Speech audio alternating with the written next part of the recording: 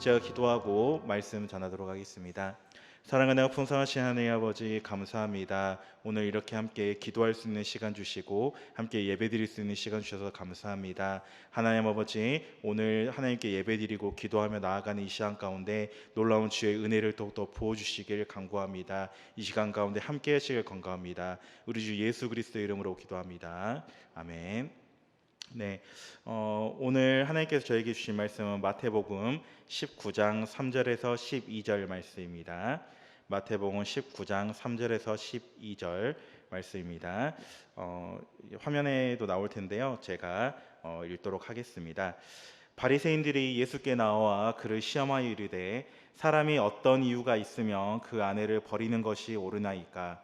예수께서 대답하여 이르시되 사람을 지으시니가 본래 그들을 남자 여자로 지으시고 말씀하시기를 그러므로 사람이 그 부모를 떠나서 아내에게 합하여 그 둘이 한 몸이 될지라 하신 것을 읽지 못하였느냐?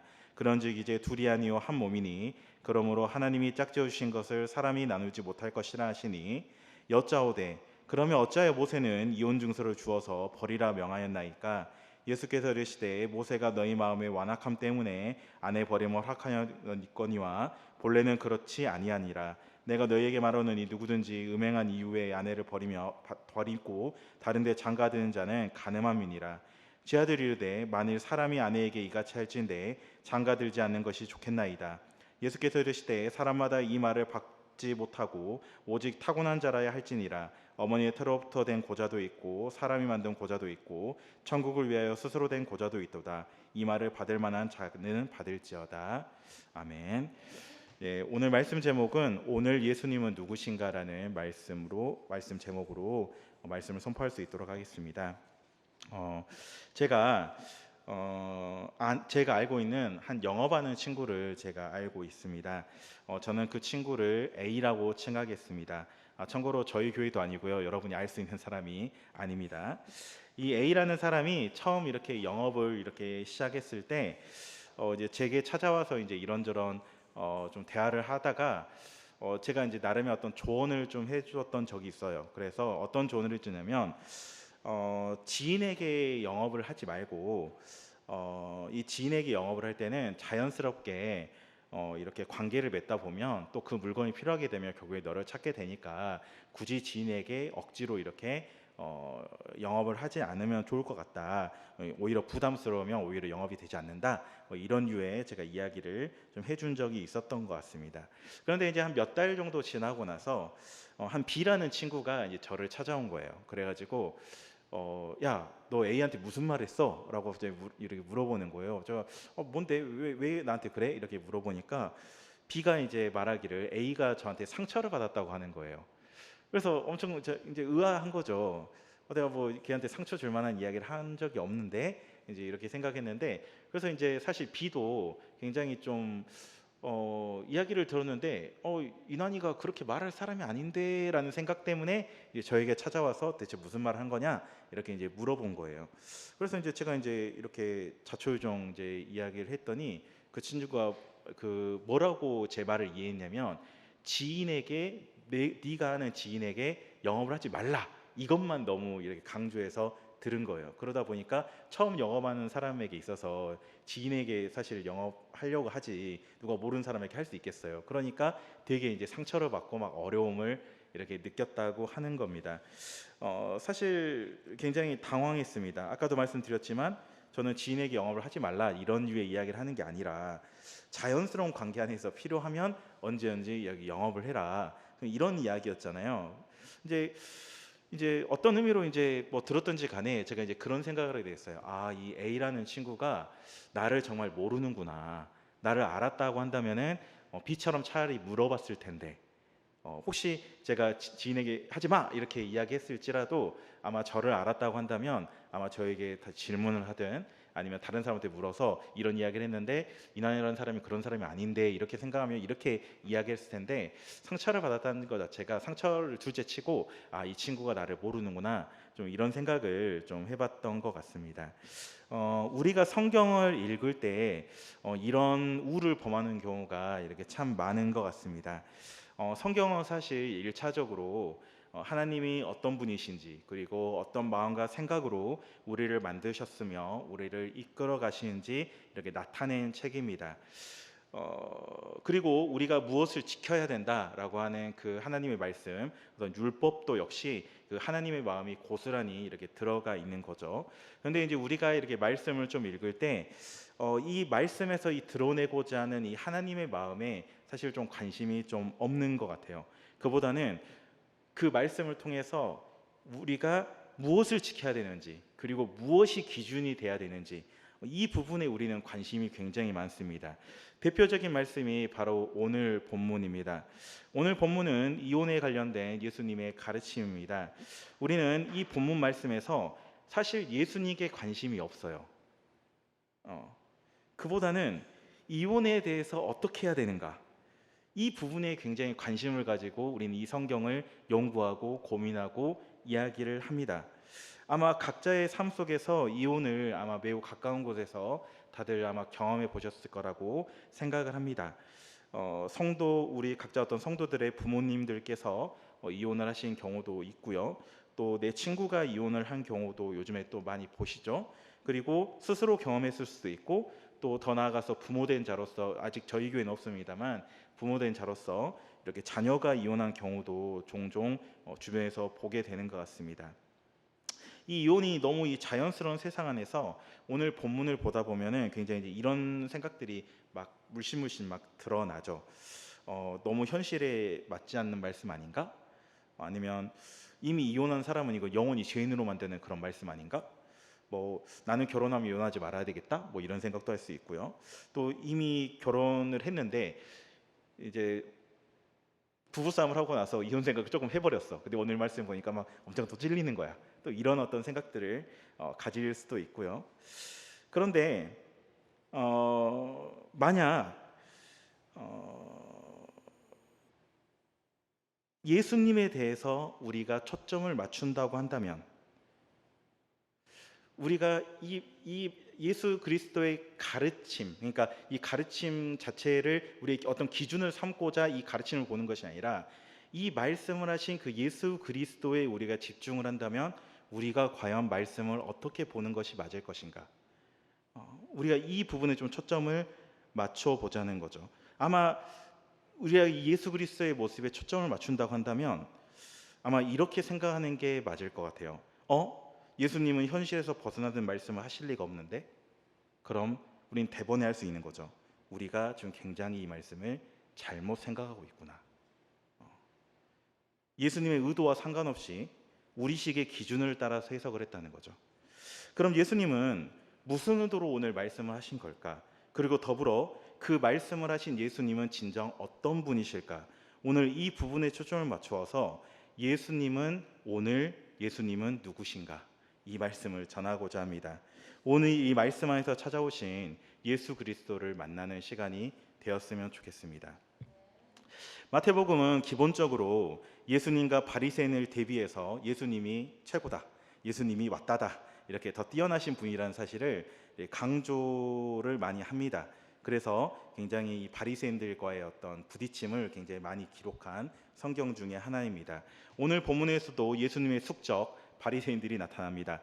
물론 모든 바리새인들이 예수님께 적대적이지는 않았습니다만, 그리고 또 어떤 바리새인들은 예수님께 오히려 매료돼 가지고 막 다른 어떤 그런 바리새인도 있었다는 기록들이 좀 있지만, 그럼에도 불구하고 당시 수많은 이 바리새인들은 예수님과 대적하고 또 예수님을 깎아내리려고 논쟁을 굉장히 많이 걸었습니다. 당시 이 근동 사회에서, 고대 근동 사회에서 자신의 어떤 명예를 취득하기 위해서는 경쟁을 통해서 상대방의 명예를 빼앗아야 된다는 그런 문화가 있었던 모양이에요. 그러다 보니까 이 바리새인들은 틈만 나면 당시 이제 굉장히 유명세를 타고 있었던, 굉장히 바람을 타고 있었던 그 예수 그리스도를 깎아내린다는 그 자체는 자기의 명예를 취득하는 거거든요. 내가 저 랍비, 저 선생을 이겼다, 그러니까 내가 더 위대한 자다, 이런 느낌을 줄 수 있는 거거든요. 그러다 보니까 하루가 멀다 하고 이 바리새인들은 틈을 찾아 이렇게 찾아옵니다. 이 바리새인들이 이제 나와서 이제 예수님께 쉽게 여기서 이제 함정 질문을 하는 거죠. 사람이 어떤 이유가 있으면 그 아내를 버리는 것이 옳습니까? 근데 이제 이 말씀의 어떤 전제를 보게 되면은, 남편이 아내를 버릴 수 있다는 그 기본 전제가 깔려 있어요. 이 전제가 되는 말씀이 이제 뒤에서 나오긴 하는데 이건 이따가 뒤에서 다시 설명을 하고요. 어쨌든 이제 이렇게 질문합니다. 그러니까 예수님께서 이 질문에 창세기의 말씀을 언급하시면서 지금으로 따지면 굉장히 어떤 보수적인 어떤 답을 하시죠. 제가 이제 약간 좀 말씀대로 가져오진 않았고 제가 그 말씀을 좀 더 여러분의 좀 들리기 쉽게 제가 이렇게 좀 가져왔는데, 사람을 지으신 하나님이 본래 사람들을 남자와 여자로 지으시고 이렇게 말씀하셨습니다. 그러므로 사람이 그 부모를 떠나서 아내에게 합하여 그 둘이 한 몸이 될지니라. 여러분 이 말씀을 읽지 못했습니까? 그러므로 이제 부부는 둘이 아닙니다. 한 몸입니다. 그렇기에 하나님이 짝지으신 관계를 사람이 나누지 못합니다 라고 답을 합니다. 저는 오늘 이 말씀에서 예수님의 이 가르침에 대한 자세한 코멘트는 생략하려고 합니다. 이 부분은 담임 목사님께서 자주 하시는 말씀이시고 또 자주 가르쳐 주시는 말씀이기 때문에 굳이 제가 하지 않고요. 오늘 말씀에서 중요한 거는 예수님의 이 가르침의 내용이 아니라 이런 내용으로 가르치시는 예수란 어떤 분이신가 지금 초점을 맞추고 저는 오늘 계속 말씀을 전하겠습니다. 어쨌든 간에 이 말씀 뒤에 이 바리새인들이 딱 그 말씀을 듣자마자 함정에 걸려들었다 이런 마음으로 다시 한번 이제 또 재차 묻습니다. 그럼 어찌하여 모세는 이혼 증서를 주어서 버리라고 명하였습니까? 이 말씀이 이제 어디서 나오냐면 이게 신명기 24장 1절에서 4절입니다. 혹시 화면 있나요? 네, 화면 띄워주시면 되겠습니다. 화면에서 나오겠지만 제가 읽어드릴게요. 사람이 아내를 맞이하여 데려온 후에 그에게 수치된 일이 있음을 발견하고 그를 기뻐하지 아니하면 이혼 증서를 써서 그의 손에 주고 그를 자기 집에서 내보낼 것이요, 그 여자는 그의 집에서 나가서 다른 사람의 아내가 되려니와 그의 둘째 남편도 그를 위하여 이혼 증서를 써서 그의 손에 주고 그를 자기 집에서 내보냈거나 또는 그를 아내로 맞이한 둘째 남편이 죽었다 하자, 그 여자는 이미 몸을 더럽혔은즉 그를 내보낸 전 남편이 그를 다시 아내로 맞이하지 말지니 이 일은 여호와 앞에 가정한 것이라. 너는 내 하나님 여호와께서 내게 기업으로 주신 땅을 범죄하게 하지 말지니라. 아멘. 이 말씀을 기준으로 해서 지금 바리새인들이 지금 이야기를 하고 있는 겁니다.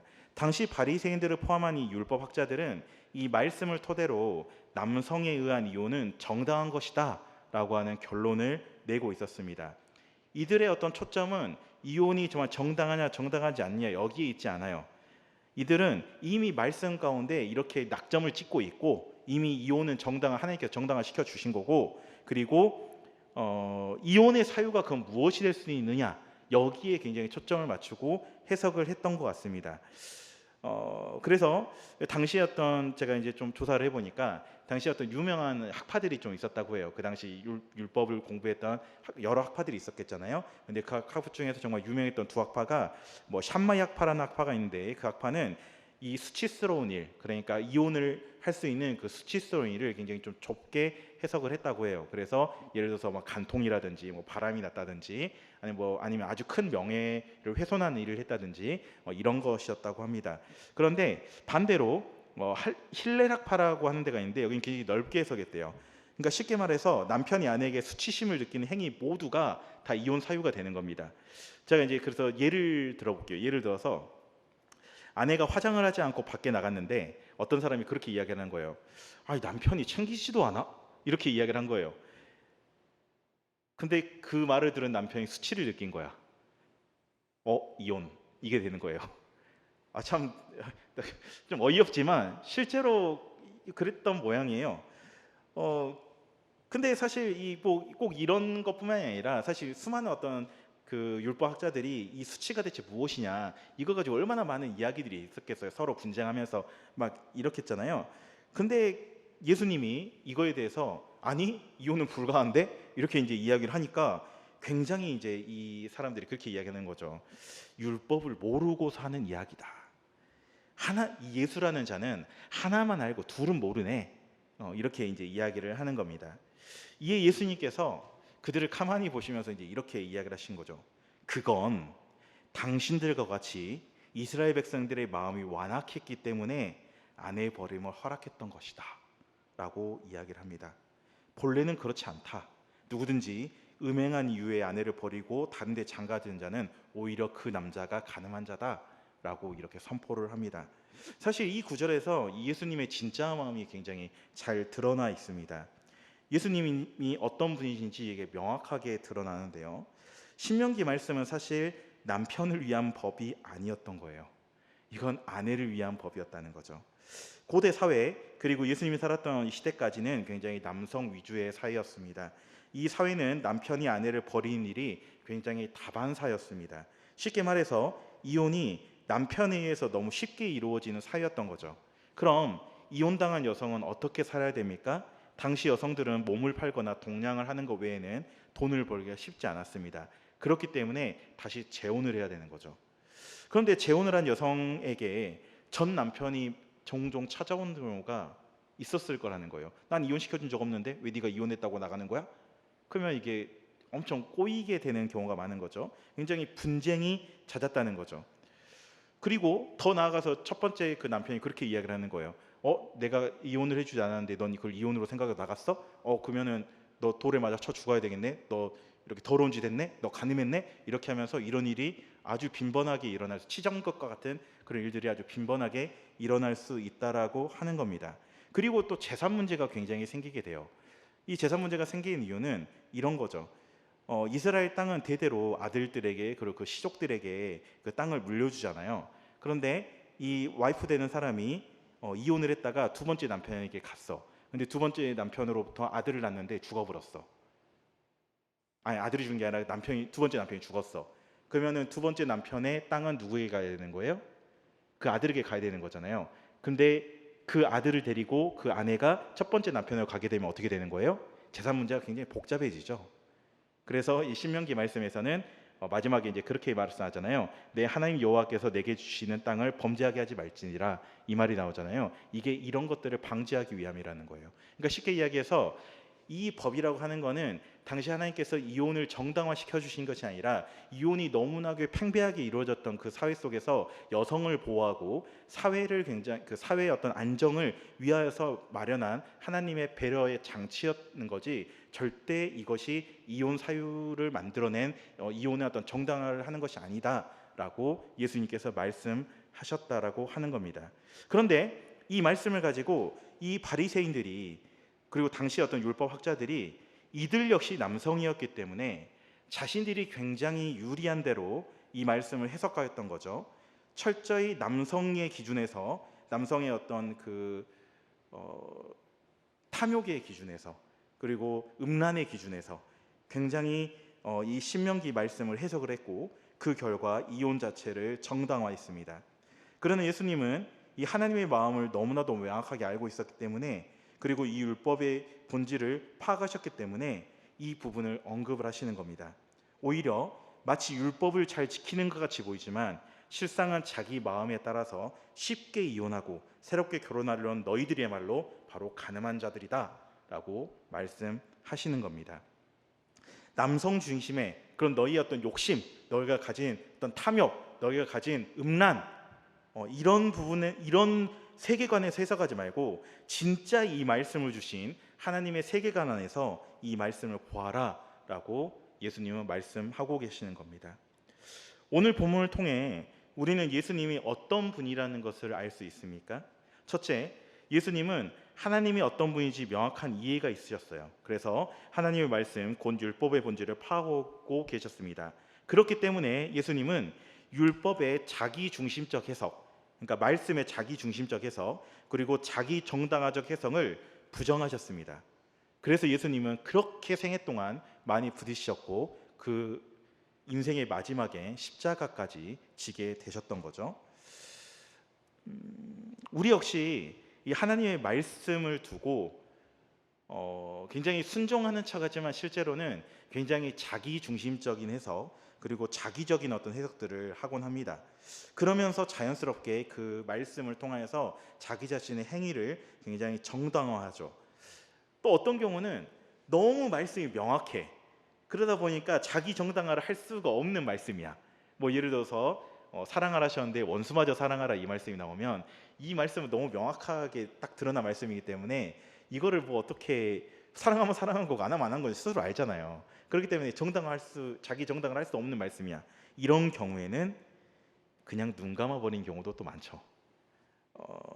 조금 더 나아가 이건 사람으로서 불가능해.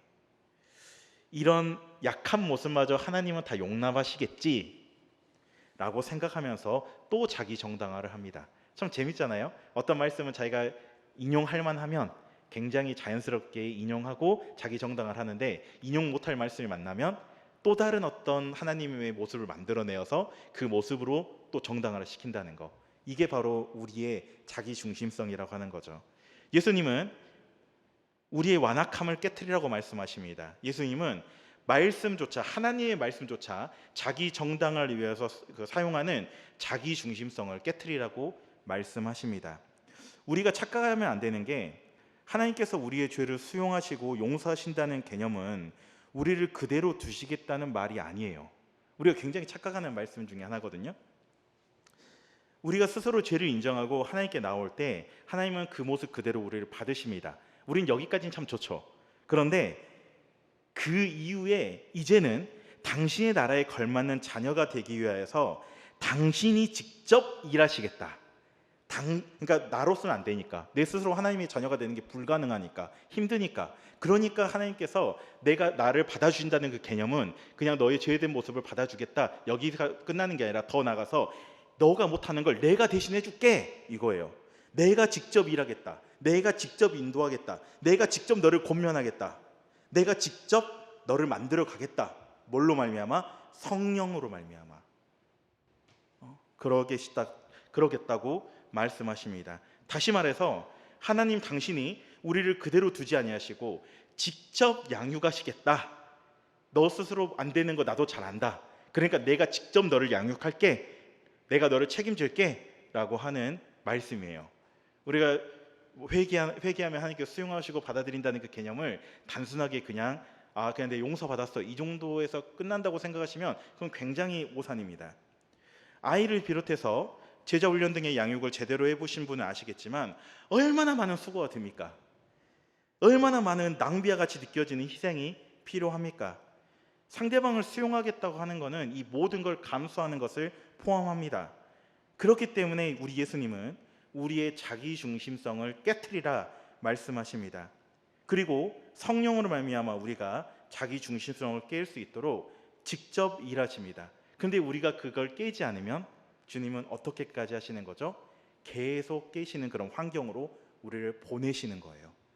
우리가 목사님의 말씀을 통하여서 하나님께서 주신 메시지가 그런 메시지잖아요. 우리의 삶 가운데 얼마나 많은 부딪힘이 있습니까? 우리 삶 가운데 얼마나 많은 부부싸움이 있고, 우리 삶 가운데 얼마나 많은 관계 문제가 있고, 우리 가운데 얼마나 돈의 문제가 있습니까? 그런 문제가 접할 때마다 우리는 계속 지속적으로 아주 그냥 단순하게 힘들다, 어렵다, 어떻게든 내 스스로 극복해보려고 노력하고 이렇게 하지만, 그 힘든 가운데 우리가 할 수 없는 그 단계에 만났을 때는 하나님을 찾으러 가는 거예요. 하나님을 찾으라는 겁니다. 내가 항복하며 나올 때 이제 하나님께서 일하시는 거예요. 하나님께서 일하시겠다라고 말씀하시는 겁니다. 우리 예수 그리스도는 그런 분이라는 겁니다. 오늘 본문의 이 마지막을 보면 이게 참 재밌는 장면이 한 가지 나오는데, 이게 이제 다른 복음서를 살펴보면 좀 더 이 부분이 좀 자세하게 나와 있긴 하거든요. 근데 이제 이 바리새인과 예수님의 어떤 논쟁 이후에 이제 그 제자들이 그 논쟁을 보고 있었을 거잖아요. 그래서 이제 자기들끼리 피드백을 한 장면이 나와요. 자기들끼리 피드백. 근데 그 피드백이 아주 또 기가 막힙니다. 어떻게 이야기하냐면, 기가 막히다는 게 나쁜 쪽으로 기가 막히다는 거예요. 만일 남편이 아내에게 이가 찰진데 장가들지 않는 게 좋겠습니다. 참 재밌잖아요. 보통 예수님이 그렇게 말씀하셨으면 그래, 나도 앞으로 이렇게 살아야 되겠다, 좀 한 몸이 되어서 이렇게 살아야 되겠다, 이렇게 생각하는 게 맞는데, 이들은 이미 바리새인들이 그 말했던 그 생각들이 너무 자연스러운 사람이었던 거예요. 그러니까 차라리 이렇게 할 거면 장가 안 드는 게 낫겠는데요? 이러려면 뭐하러 장가 들어요? 남편이 마음대로 하지 못할 건데? 뭐 이런 식이었던 반응. 물론 지금 현대 어떤 사회에서 바라보면은 굉장히 쓰레기 같은 발언 드리겠지만, 이 당시 사회에서는 너무 당연한 반응이었다라고 하는 거죠. 이것이 바로 자기 중심성이라는 겁니다. 그런데 그건 우리도 마찬가지 아닌가요? 우리가 하나님 말씀을 들 때 도저히 이건 불가능해요. 이건 어려워요. 내 상식으로는 받아들이기 힘들어요. 아니, 너무나 쉬운 그 말씀, 하나님이 당신을 사랑하십니다라는 그 말씀조차 우리는 못 받아들이고 있지 않나요? 저는 그런 성도분들 그리고 그런 친구들을 많이 만나봤습니다. 하나님이 당신을 사랑하십니다. 이 단순한 이 사실마저도 부정해요. 왜? 언제? 하나님 언제 날 도와줬는데? 언제 나를 사랑한다 했는데? 왜 하나님께서 나를 사랑하시면 내가 지금 이런 모습이어야 되는 거야? 왜 하나님이 나를 사랑하신다고 하는데 나는 지금 이런 병이 있고 나는 이런 아픔이 있고 나는 이런 문제가 있는 거야? 왜 하나님이 살아계신다고 한다면 저 정말 더 악한 것 같은 그런 사람들이 어떻게 부자가 될 수 있고 나는 이렇게 가난한 거야? 우리는 왜 이런 꼴밖에 안 돼? 왜 우리는 지금 지하에 있는 거야? 이렇게 이야기를 하죠. 우리의 상식선 안에서 해결되지 않는, 근데 이게 바로 제 아들의 모습과 동일하다는 거예요. 예수님께서 우리 가운데 찾아오셨다면 우리 역시도 동일하게 반응할 거예요. 이럴 바에는 차라리 안 믿는 게 낫겠습니다. 이럴 바에는 차라리 교회 안 다니는 게 낫겠어요. 이거 양심의 가책만 생기지 교회 안 다니는 게 낫겠어요.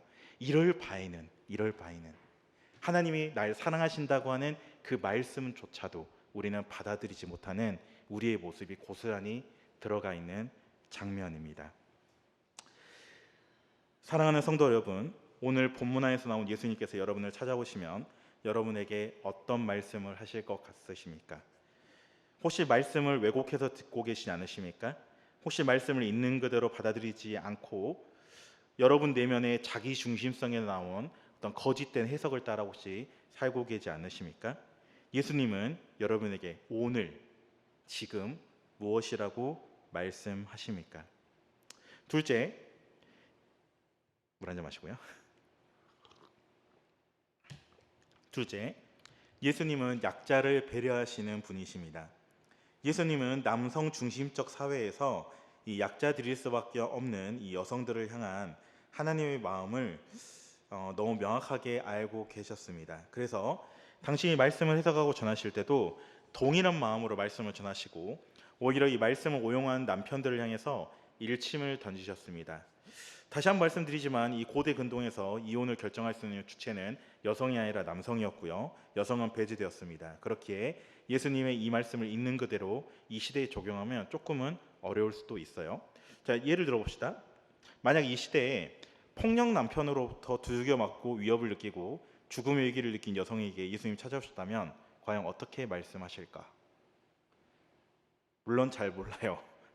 각자마다 사정이 너무 다르고 상황이 너무 다르고 케이스 바이 케이스이기 때문에 하나님께서 어떻게 말씀하실지 모르겠지만 그냥 이런 상상을 한번 해봤을 때는 이런 생각을 해보는 거죠. 예수님께서 그 앞에서도 가셔서 결혼은 하나님이 짝지어주신 관계다. 그러니까 이혼은 불가하고 너가 참길 바란다. 이렇게 말씀하실까요?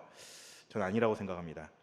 아닐 거라고 생각을 하지만 아닐 수도 있어요. 이건 주님께서 하시는 거니까 제 예상 안에서 제 머리 안에서는 당장 이혼하라 라고 말씀하실 수 있겠다는 생각이 듭니다.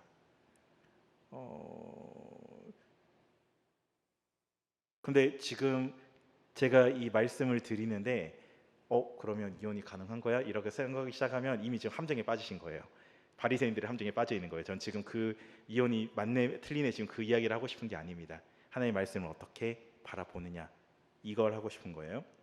참고로 우리가 구별해야 되는 것이 있는데 사회적 구조와 이 개인의 정말 하나님이 아시는 그 한계로부터 정말 제한되어 있는 그런 약자들이 이 사회에는 정말 존재합니다.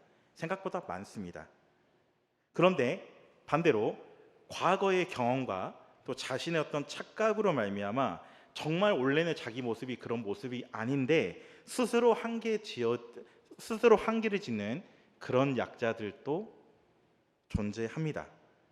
이거는 저는 그렇게 명명하고 싶어요. 전형적인 자기중심적 약자. 예수님은 전자를 배려하시지 후자를 배려하시는 게 아닙니다.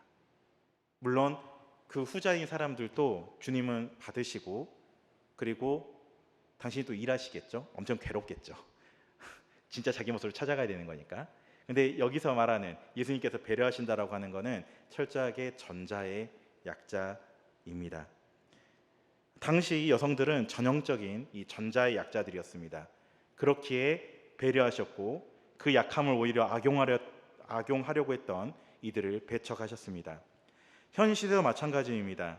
예수님은 사회적 구조와 개인의 한계 안에서 제한되어 버린 그런 약자를 배려하기 원하십니다. 그것이 바로 혹시 여기 계신 여러분이라고 한다면 예수님은 여러분을 배려하기 원하십니다. 여러분에게 당신의 긍휼과 사랑을 드러내시길 원하실 겁니다. 그리고 더 나아가서 그걸 더 확장해서 우리가 세상을 좀 바라봐야 될 필요성이 있는 것 같습니다. 여전히 이 사회에 도움을 필요로 하는 수많은 사람들이 존재합니다. 예수님이 찾아가기 원하시는 그런 약자들이 가득합니다. 여러분의 삶터에서, 캠퍼스에서, 직장에서, 가정에서 말입니다. 우리가 예수님의 마음을 안다면 이제는 우리가 그들에게 나아가야 되지 않을까. 우리가 우리의 문제에만 이렇게 부둥켜 안고 사는 것이 아니라 우리가 정말 이 예수 그리스도의 마음을 안다면 이 사회적 약자를 정말 배려하고 사회적 약자를 정말 사랑하시는 우리 하나님의 그 예수 그리스도 하나님의 그 마음을 안다고 한다면 우리가 정말 그들 가운데로 눈길을 돌려야 되지 않을까. 물론 우리 자신을 만들어가고 해나가는 것도 당연히 해야 될 작업입니다. 하지만 더 나아가서 궁극적으로는 우리가 정말 세상 가운데로 가야 되는 거 아닌가 이런 생각이 들었습니다. 제가 한양의 교회를 와서 굉장히 한편에서는 좀 놀라기도 하고 한편에서는 좀 안타깝게 여기는 것 중에 하나가 우리의 어떤 교회 안에서 쓰는 어떤 언어 안에서 정말 한 영혼에 대한 안타까움에 대한 이야기를 거의 듣지 못했다라고 하는 겁니다. 아니 사실 각자 이제 삶을 살다 보면 혼자 사는 거 아니잖아요. 물론 이제 혼자 사는 분도 계시긴 하겠습니다만 각자의 어떤 삶터에서 뭐 가족들 또는 직장 동료들 또는 내 친구들 뭐 여러 어떤 부류의 사람들이 있는 거잖아요. 근데 그 친구들에 대한 내가 정말 이 영혼을 한번 전도해 봐야 되겠다. 내가 정말 이 영혼 너무 안타깝다. 물론 이제 우리는 만나면 상사 욕하고 우리가 만나면 또 뭐 서로 뭐 각자 뭐 이렇게 흉보고 뭐 이런 건 너무 할 수 있어요. 뭐 저희 교회에서 뭐 그런 이야기가 들리거나 이런 건 아닙니다만, 근데 더 나아가서 정말 이 약자를 향한 이 하나님의 마음을 우리가 정말 안다면, 우리가 정말 그 예수 그리스도를 만났다고 한다면, 사실은 우리 마음은 사실 그 이야기가 너무나 자연스럽게 나와야 하는 것 같아요. 근데 그 이야기가 지금 나오지 않고 있다라고 하는 어떤 이런 부분은 우리가 예수 그리스도의 마음을 정말 모르는 것이 아닌가. 정말 한 영혼을 향한 정말 사회적 약자를 배려하셨던 그 하나님의 마음을 우리가 알지 못하고 있지는 않은가, 이런 생각들을 해 보았습니다. 말씀을 맺겠습니다. 오늘 본문을 보고 말씀을 듣고 아마 많은 생각들이 교차하셨을 것 같습니다.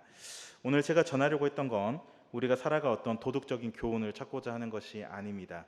오늘 말씀을 전하시는 예수님은 과연 어떤 분이시기에 오늘과 같은 말씀을 전하셨나, 그리고 그 예수님이 나를 찾아오시면 나에게 무엇이라고 말씀하실까, 여기에 초점이 있습니다.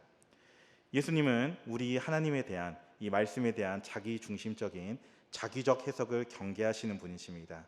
또한 예수님은 진정으로 도움이 필요한 약자를 배려하시는 분이십니다.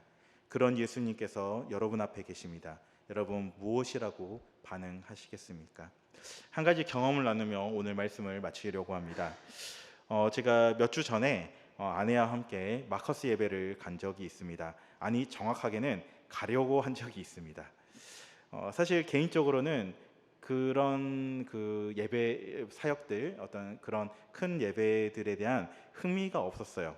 근데 이제 아내가 예전부터 꼭 한번 가고 싶어 했거든요. 근데 이제 저는 이제 워낙 많이 경험했던 사람이기 때문에 흥미가 없는 거지, 저희 아내는 흥미가 있을 수 있잖아요. 그리고 같이 또 예배 드리면 좋잖아요. 그래서 멀리 서울이긴 하지만 한번 가자. 어차피 이제 저희 처가도 있고 하니까 가서 자고 이래 가자, 이런 마음으로 출발을 했습니다. 그래서 이제 예배가 저녁 7시쯤에 7시 반쯤에 이제 7시 반에 시작을 하는데, 이제 인터넷 뒤져보니까 현장 예배를 드리려면 6시까지는 가야 된다고 하더라고요. 그게 아니면 이제 본당에다 차버리면 다른 곳에 있는 곳에 가서 영상 예배를 드려야 된다고 하더라고요. 그러니까 너무나 당연히, 그래도 광주에서 가는데 가서 영상 예배 드리면 이건 뭐 유튜브 뭐랄까 보는 것도 아니고 당연히 현장 예배를 가야 되는 거잖아요. 그래서 이제 오후 1시쯤에 이제 그날 이제 교육자 식사 모임이 있어서 그것도 얼른 이제 저 혼자 중간에 나와가지고 1시쯤에 이제 출발을 했습니다. 근데 이제 보통은 이제 그 서울까지 가는데 한 4시간에서 4시간 반이면 가거든요. 좀 이게 또 그날 또 낮이고 주말도 아니고 주중이니까 당연히 그쯤 가면 되겠다. 또 내비도 그렇게 딱 찍혀 있었고 5시 반쯤에 도착할 거로 돼 있더라고요. 그래서 아 이거 됐다 생각으로 이렇게 가는데 가면 갈수록 시간이 늦어지는 거예요. 도착 시간이 6시를 넘어가기 시작하면서 이제 계속 이제 마음이 초조해지는 거죠. 아씨 가야 되는데 현장 예배 드려야 되는데 하면서 가는데 가다 보니까 이제 그 저희 처가 집 쪽으로 해서 이제 이렇게 그 장소로 가더라고요. 그 길이. 그래서 처가 집이 이제 가까운 그쯤에 갔을 때 시간을 확인해 보니까 6시 반인 거예요. 근데 이게 점점 늘어나고 있는 추세였거든요. 그리고 또 그때 이제 퇴근길이 시작되잖아요. 근데 그날따라 막 엄청 막히고 그날따라 막 공사를 엄청나게 하고 막 그러는 거예요. 그러니까 이제 막 마음이 이제 막 급해지고 막 이렇게 하는데 이제 중간에 이제 아내가 화가 나버린 거예요. 아니, 내가 하나님께 예배를 드리려고 가고 하는데 아니 어떻게 이런 일이 있을 수 있지? 아니 평소라면 4시간 반, 아니 4시간이면 도착할 이 거리를 어떻게 이게 5시간을 넘어갈 수가 있지? 라고 하면서 이제 굉장히 이제 내가 현장 예배 못 가고 영상 예배 드리면 간 의미가 있나? 막 이러면서 이제 엄청 이제 짜증이 막 이렇게 있는 겁니다. 그런데 제가 이제 곰곰이 이렇게 좀 보다 보니까 이게 하나님께서 아내와 저에게 주시는 한 메시지가 있다는 생각이 이제 퍼뜩 드는 거예요. 그래서 제가 이제 곰곰이 생각하다가 저희 이제 아내에게 넌지시 이제 그렇게 물어봤어요. 너가 예배를 드리기 원한다고 하면서 왜 지금 차 안에서는 하나님을 예배하지 않니? 지금 화를 내고 짜증을 내는 것이 정말 하나님을 예배하는 태도일까? 정말 예배하기 원했다고 한다면 현장 예배가 됐든 아니면 혹시 늦어서 영상 예배든지 간에 그것이 뭐가 중요할까? 우리가 지금 공연을 가는 게 아니라 예배를 가는 건데 자기야, 자기 마음은 어디를 향해 있니? 하나님을 향해 있니? 마커스 찬양팀을 위해 있니? 아내는 어떻게 할게요? 겁나 짜증냈어요. 와이프도 지금 유튜브 볼 수 있는데 약간 폭로했습니다만 아니 어쨌든 좀 화가 좀 솔직히 근데 제가 반대편 입장이라도 화가 나죠. 그렇게 가고 싶었는데 화가 나죠. 짜증 낸 거죠. 그러니까 이제 아내가 제게 이렇게 반문하는 거예요. 아니 자기는 그러면 그 음성이 어떻게 하나님의 음성이라고 확신할 수 있어? 자기 생각일 수도 있잖아. 그래서 제가 여기서 주님께서 주시는 엄청난 지혜가 있었어요. 그래서 이렇게 답을 했어요. 그래, 내 생각 안에서 나온 건 분명해. 그런데 내가 지금까지 신앙생활을 하면서 말씀을 읽으면서 경험을 통해서 알게 된 예수님은 분명 이런 상황이면 이렇게 말씀하실 것 같아. 받아들이지 않더라도 그건 자기 선택의 문제지만 내가 아는 주님은 분명히 예배하라, 지금 이 순간에도 예배하라고 말씀하실 것 같아 라고 답을 했던 것 같아요. 사실 이제 아내가 못 받아들였는데 그 와중에 제가 또 갑자기 길을 살짝 잘못 들었어요. 그리고 나서 이제 아내가 그 모습을 딱 보더니 바로 이제 혼자 이렇게 손을 모으더라고요. 그러더니 한 1분 지나서 저한테 그러는 거예요. 내가 기도했어. 그럼 뭐라고 기도했는데 일단 가는데 한 번이라도 자기가 길을 너무 이상하게 들면은 그땐 주님이 가지 말라는 뜻으로 받을게 라고 말하는 말이 끝나자마자 제가 역주행을 해버렸어요. 왜냐면 일방통행을 잘못 이해해가지고 역주행을 해버린 거예요. 그러니까 이제 빵빵 거리고 난리가 났죠. 그러니까 와이프가 그러서 너털 웃음을 웃어서 허허허 가지 말자 하고 이제 이렇게 정리가 되었던 어떤 그런 시간들이 있었거든요. 참 개인적으로는 이 마커스 예배를 가는 것보다 훨씬 값진 경험을 했다고 저는 생각을 합니다. 물론 아내는 추후 마커스 예배를 꼭 가겠노라 이야기를 했습니다만 이게 또 후일담이 한 가지가 더 있어요. 이거 너무 좀 웃긴 이야기인데 제가 저번 주 휴가였잖아요. 저번 주 휴가 때 마커스는 못 가더라도 화요일에 있는 예수전도 화요 모임을 한번 가볼까 해가지고 또 서울에 이제 처가에 갔다가 부산으로 한번 갔었거든요. 그래서 이제 간 김에 이제 예수전도단 이제 모임 예배를 한번 가봤어요. 그래서 예수전도단 이제 모임을 갔는데 제 옆에 어떤 여성분이 계시더라고요. 근데 이제 그 예배 때는 이제 서로 옆 사람과 또 교제하는 시간이 좀 있어가지고 잠깐 이야기를 하다 보니까 그 여성분이 저번 주인가 저번 주에 마커스 예배를 갔다 왔다는 거예요. 근데 이제 거기서는 이제 본인이 뭔가, 그러니까 자기가 이제 섬길 예배를 찾고 있는데, 그래서 뭐 그런 이야기를 했어요. 그래서 이제 이야기를 듣다가 혹시 그 마커스 예배 몇 시까지 가면 돼요? 제가 물어봤더니 본인 7시에 갔는데 자리가 있었대. 아, 그 순간 알았어요. 중요한 건 마커스 예배가 아니야. 그냥 그걸 깨닫게 하기 위해서 하나님께서 만들어 놓으신 안 배웠다, 이런 깨달음이 좀 있었던 거죠. 제가 이 말씀을 전하는 이유는 오늘 예수님은 여러분에게 어떤 분이신가, 오늘 예수님은 여러분에게 어떤 말씀을 하기 원하시는가, 여러분이 삶 가운데서 예수 그리스도를 안다면 여러분의 삶 가운데서 예수 그리스도가 말씀하시는 그 부분에 대해서 어떻게 반응할 것인가, 내 거짓된 마음이 아니라 정말 말씀 가운데 계신 그 예수님은 나에게 어떻게 말씀하신가, 우리가 여기에 초점을 맞추며 살아갈 때 우리의 삶이 혹시 저처럼 마커스 예배를 못 가고 실패가 있을지라도 그것이야말로 오히려 행복이요, 그것이야말로 오히려 성공이었다라고 말씀드리고 싶었던 겁니다. 오늘 본문 안에서 여러분의 삶 안에서 예수님은 어떤 분이십니까? 그 예수님께서 여러분에게 무엇이라고 말씀하십니까? 우리가 우리 함께 하신 그 예수 그리스도께 귀 기울였으면 좋겠습니다. 그러한 우리 하늘향기 교회 성도들이 되었으면 좋겠습니다. 함께 찬양하고 기도하기 원합니다. 하나님은 너를 만드신 분, 함께 찬양하시겠습니다.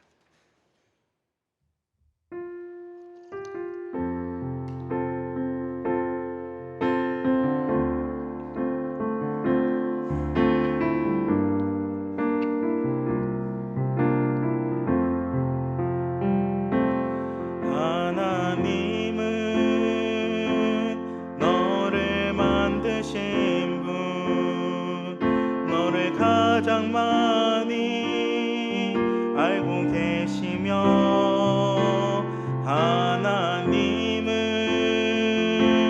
너를 만드신 분, 너를 가장 깊이 이해, 하나님은 너를 지키시는 분, 하나님은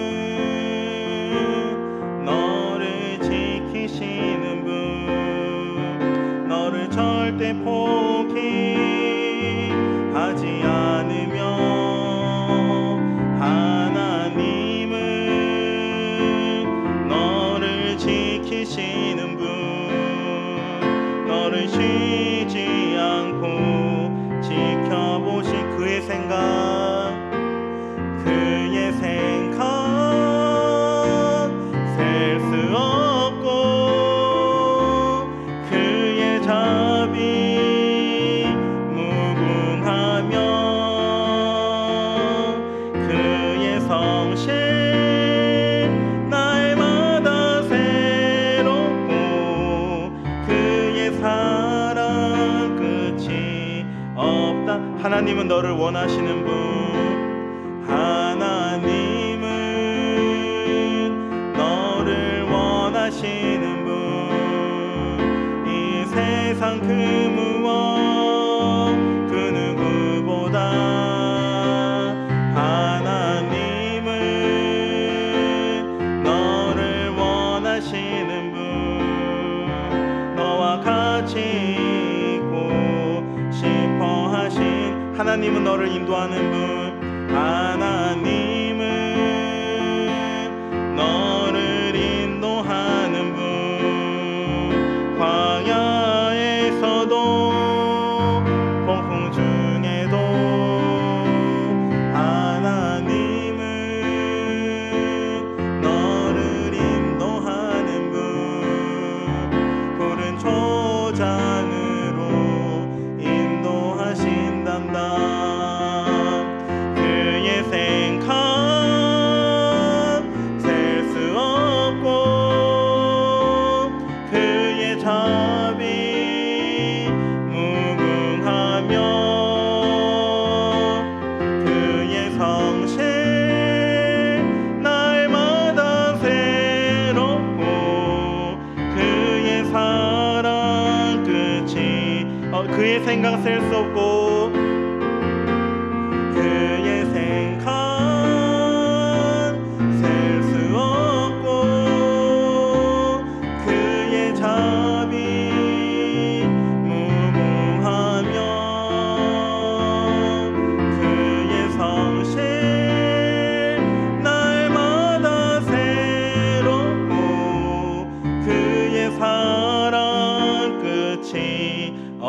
있단다. 우리가 이 시간 함께 기도했으면 좋겠습니다. 오늘 말씀을 통해서 예수 그리스도는 어떤 분이신가 이렇게 나눴습니다. 사실 오늘 말씀에서만이라도 정말 많은 예수 그리스도의 우리가 모습을 알 수 있습니다. 그리고 꼭 오늘 말씀이 아니더라도 우리는 여러 어떤 성경 말씀을 통하여서 우리 예수 그리스도가 어떤 분이신지, 그리고 하나님이 어떤 분이신지 우리는 사실 너무나도 많이 알고 있습니다. 하지만 우리가 그렇게 많이 알고 있는 것과 실제로 그분을 그렇게 여기는 것은 전혀 다른 문제라고 생각을 합니다. 혹시 여러분 삶 가운데 하나님을 하나님으로 여기지 않았던 모습들 혹시 있지 않으십니까? 예수님을 예수님으로 여기지 않았던 그런 모습들 있지 않으십니까? 하나님은 전능하신데, 하나님은 정말 사랑이 많으신데, 우리 하나님은 정말 오늘 찬양에서 말한 것처럼 정말 그의 생각 셀 수 없고 자비가 무궁하며 그의 성실 날마다 새롭고 그의 사랑 끝이 없다고 말하는데, 여러분 혹시 마음속에서는 그 모습을 혹시 부정하고 계시진 않으십니까? 이 시간 우리가 함께 기도하며 나갈 때 우리가 정말 이 시간 강구했으면 좋겠습니다. 하나님, 내가 알고 있는 그 하나님이 진정한 나의 하나님이 될 수 있게 해주십시오. 정말 내가 알고 있는 그 예수 그리스도가 진정으로 내 안에 그런 예수 그리스도로 다가와 주십시오. 주님, 나의 생각을 깨주시고 나의 중심성을 깨주시고, 주님, 내가 하나님께 시간 가운데 나아가오니 주여 나를 받으시고 당신의 모습을 드러내 주시옵소서. 이 시간 우리가 우리 하나님을 구하며 이 시간 함께 나아갔으면 좋겠습니다. 기도하시겠습니다. 오 전능하신 주 하나님, 정말 이 시간 우리 하나님의 은혜를 구합니다. 아버지, 정말 이 시간 우리가 하나님의 그런 마음을 구합니다. 우리가 하나님의 모습을 구합니다. 아버지, 예수 그리스도의 아버지 이름으로 이 시간 기도하며 나아가오니, 하나님, 나의 죄를 모두 고백하며 정말 주님 앞에 나아가오니, 하나님, 당신의 모습을 우리 가운데 드러내시옵소서. 하나님의 모습과 하나님의 은혜를 우리 가운데 더욱더 보시고 이끌으시고, 아버지, 지금 우리 가운데 당신의 모습을 드러내시옵소서. 아버지, 그 사랑의 하나님이 정말 진정의 사랑의 하나님으로 내가 받아들이기 이 시간 가운데 원합니다. 하나님, 내 자기 중심성 안에서 아버지 정말 더럽고 정말 추접하고, 아버지 정말 내 안에 정말 스스로 정말 자기 정당을 하려고 하는 내 욕심과 탐욕과 아버지 정말 목의 정욕과 이성의 사랑을 따라 아버지 살았던 아버지 그 모든 것들이 이 시간 가운데 내려놓고 정말 진정으로 정말 사랑의 하나님을 받아들이기 원하오니, 진정으로 정말 놀라운 그 하나님의 그 능력의 하나님을 내 삶 가운데 받아들이기 원하오니, 주여 당신의 얼굴을 보여주시옵소서. 이 시간 당신의 모습을 드러내시옵소서. 아버지, 정말 그 사랑의 하나님이 나의 사랑의 하나님이 될 수 있게 하시고, 그 능력의 하나님이 나의 능력의 하나님이 되게 하시고, 아버지 정말 그 놀라운 그 하나님의 사랑의 그 능력을 또 보여주시옵소서. 우리의 가린 눈들을 아버지 정말 아버지 우리가 가렸던 그 눈에 가렸던 모든 것들이 다 아버지 걷어지게 하시고, 진정으로 우리가 하나님 아버지를 바라볼 수 있는 아버지 그런 마음과 그런 눈을 허락하여 주시옵소서. 놀라운 주님의 은혜 사랑을 더 보시기 이끌으시곤 합니다. 오 주님께서 함께 해주시고 주님께서 이끌으시곤 합니다. 오 성령 하나님 역사하여 주시옵소서. 이끌어 주시옵소서. 인도하여 주시옵소서. 오 전능하신 주여 하나님 이끌어 주시옵소서.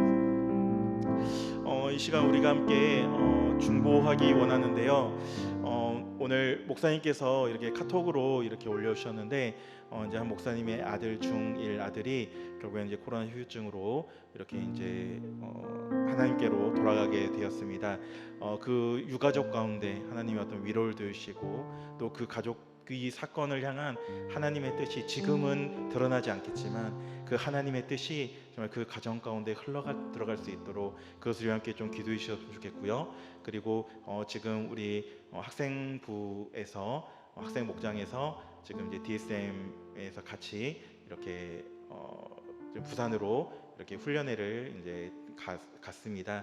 이제 코로나가 워낙 이제 기승이라서 많이 이제 운영하는 데 있어서 굉장히 좀 어려움이 있을 걸로 알고 있는데, 내일까지 모든 일정 잘 마치고 무사하게 잘 돌아올 수 있도록, 그리고 또 이런 모든 기회를 통하여서 어떤 그들이 정말 예수 그리스도를 발견할 수 있는 시간들, 그리고 멤버십들이 더욱더 향상되는 그런 모습들이 있어달라고 함께 기도했으면 좋겠고요. 기도하시고 각자의 기도 제목 가지고 함께 기도하시고 돌아가시면 되겠습니다. 함께 기도하시겠습니다.